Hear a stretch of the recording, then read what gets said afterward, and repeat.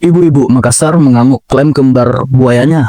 Petugas bingung. Pada tanggal 8 Februari 2025, sebuah kejadian tak terduga terjadi di Antang, Kota Makassar. Ibu-ibu setempat mendadak mengamuk di tengah jalan setelah mendengar kabar bahwa seekor buaya yang diklaim kembarnya ditangkap oleh petugas perlindungan hewan dan damkar. Namun ini bukanlah buaya sembarang. Tutur ibu tersebut mengklaim bahwa buaya yang ditangkap adalah saudara kembarnya. Iya, saudara kembar, jangan kaget dulu karena ibu ini mulai menunjukkan gelagat yang agak aneh. Bahkan beberapa saksi mata melaporkan bahwa ia mulai berbicara dengan logat seperti buaya. Saya juga agak pusing ini, saksinya gimana ini? Melihat fenomena yang sangat langka. Logat buaya, saya tidak pernah dengar ada logat buaya. Itu bagaimana ya logat buaya? Tapi biarlah kita membayangkan menurut keyakinan kita masing-masing. Lanjut. Ini saudara kembar saya.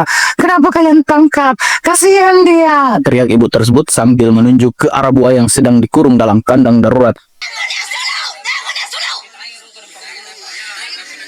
Petugas yang mendengar sempat terkejut, namun mereka berusaha istighfar dan tenang, menjelaskan bahwa buaya tersebut memang dianggap membahayakan karena ukurannya yang sangat besar. Kalau dilepas kembali ke sungai, khawatir Bu bisa mengancam keselamatan warga sekitar. Mungkin terinspirasi oleh kemiripan biologis antara dirinya dan buaya, namun ibu mengamuk itu malah menambahkan ultinya dengan kesurupan.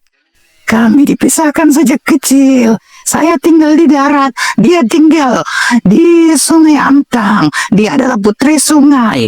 Kalian tidak bisa begitu saja mengusir dia lalu memenjarakan dia seperti hewan. Ibu tersebut menuturkan kata-kata itu sambil menarik ala buaya. Tapi Anda jangan membayangkan ibu-ibu itu menari perut ya sambil cuma pakai BH. Enggak seperti itu. Jangan seperti itu, dunia enggak bekerja seperti itu.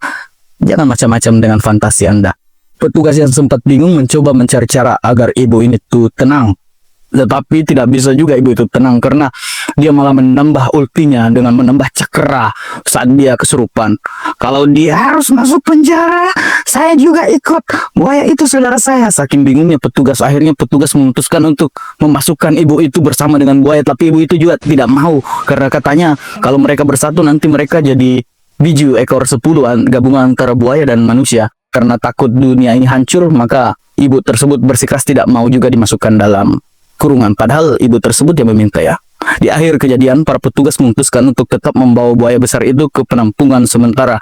Karena mereka tak ingin hal-hal bersikuku-tinggu terjadi dan melepaskan buaya ke sungai bisa menyebabkan korban jiwa pada warga sekitar. Dengan terpaksa ibu tersebut menerima keputusan dari petugas damkar dan perlindungan hewan. Sambil mengoceh dengan kesurupan dia minta tumbal 1 kilogram emas. Warga sekitar pun ada yang pro kontra. Akhirnya datanglah seorang koh besar, seorang ahli Dukun Kajang. Dia dimintai untuk menjelaskan secara ilmiah mengapa fenomena hal ini bisa terjadi. Apakah benar yang dikatakan tentang adanya saudara kembar antara manusia dan buaya? Tutur dari warga sekitar.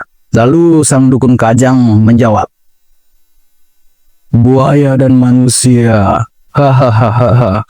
Hal itu memang bisa terjadi. Soal saudara kembar antara manusia dan buaya ya. Hahaha. Dasar manusia primitif kalian semua. Hal itu memang bisa terjadi di dunia ini karena fetis manusia tentang seks itu bermacam-macam. Dan kita ketahui pada zaman dahulu kala nenek moyang kita adalah pelaut yang tangguh.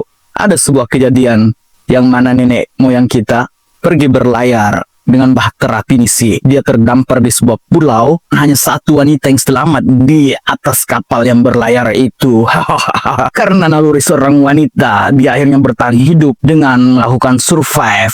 Walau dibatasi dengan kefanaan seorang manusia, yaitu seksualitas. Dia terus melakukan masturbasi tiap kali ingin melampiaskan hasrat seksualnya. Pada suatu kejadian, wanita tersebut menemukan buaya jantan, hewan buaya ya, yang terdampar berjemur di pandai. Wanita itu memaksa dan memperkosa buaya jantan itu. Akhirnya dia tanpa sadari rahimnya dibuahi oleh sel telur sperma dari buaya tersebut.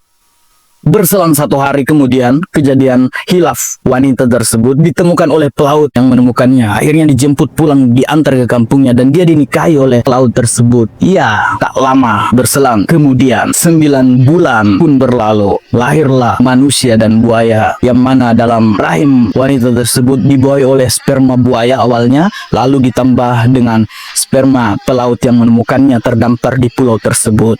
Itulah awal mula lahirnya manusia kembar antara manusia dan buaya. Dalam ilmu sains biologi ada namanya teori genetika. Genetika itu akan terus diteruskan dan dia tidak akan terputus sampai kapanpun. Jadi fenomena bahwa ibu mengklaim buaya kembarnya yang diantang itu adalah saudara kembarnya itu memang terjadi semestinya, karena ibu tersebut memang nasabnya jelas dari seorang wanita yang pernah melakukan hubungan persilangan ngentot dengan buaya. Begitu yang dijelaskan oleh sang dukun Kajang mengenai teori konspirasi. Anda percaya atau tidak percaya, walaupun saya bingung mendengarnya. Walaupun demikian, kita sama-sama bingung. Sebagai calon elit global yang jujur dan ingin membangun dunia ini pada tatanan yang lebih baik, maka saya akan menyampaikan berita seberimbang mungkin. Tetap mengikuti channel saya, jangan berpaling ke lain hati. Subscribe bro.